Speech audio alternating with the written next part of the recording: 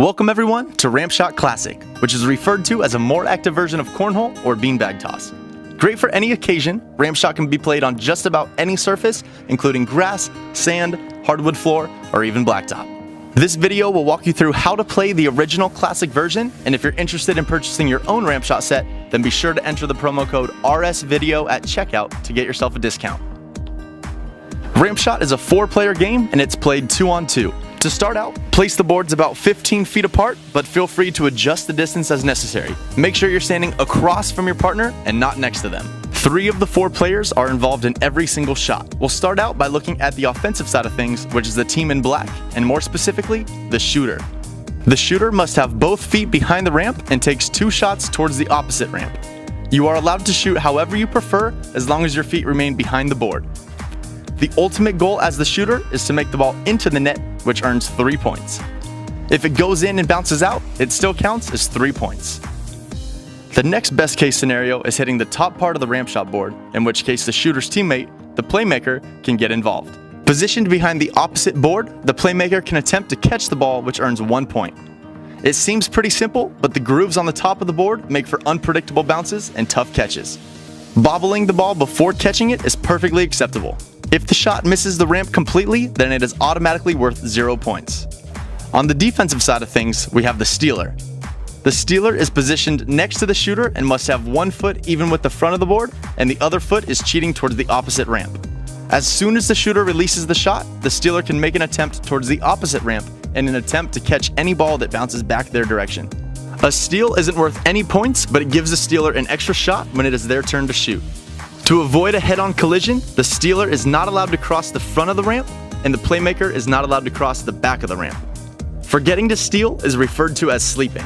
Remind your partner before every shot not to sleep. The shooter must wait until the stealer is back in position before taking their second shot. The 4th and final position is the stealer's teammate, the odd person out. The odd person out must stand clear of the action, for if they interfere with the playmaker, then the offense is granted the 1 point. Let's run through one full round of action just to tie it all together. On the first shot, the shooter makes it in for 3 points, giving his team a 3-0 lead. The second shot comes up short, and the stealer is able to make the catch. The stealer brings that ball back with them and will take 2 shots plus the 1 shot which was stolen. As the shooter and stealer switch positions, so do the playmaker and the odd person out.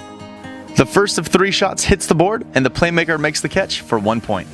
The second shot goes in, giving the team in white a 4-3 lead.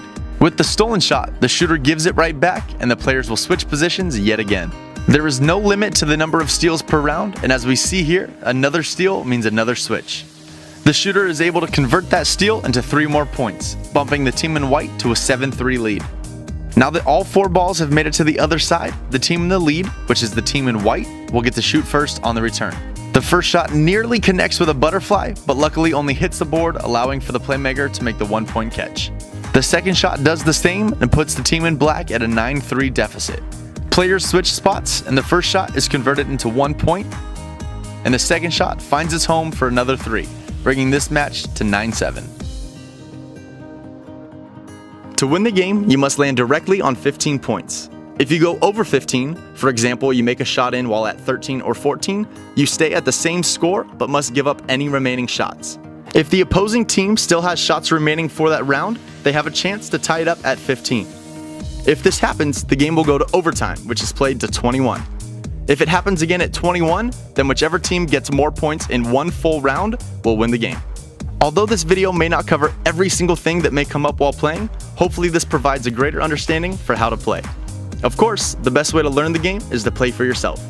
If you're interested in a more advanced way of playing, which includes the dynamic element of the 2-point slapback, then check out RampShot with slapback. If you're looking for a more simplified way of playing, which is great for younger players and beginners, then check out RampShot Rookie. We encourage you to reach out to us at rampshot.com with any questions, comments, or concerns that you may have, connect with us on social media, or simply leave a comment on this video. And remember, to get yourself a discount on a RampShot Plus set, which comes with 4 extra balls, be sure to enter the promo code RSVideo when ordering at rampshot.com. Thank you so much for watching, and we appreciate your support. Now get out there and get in the groove.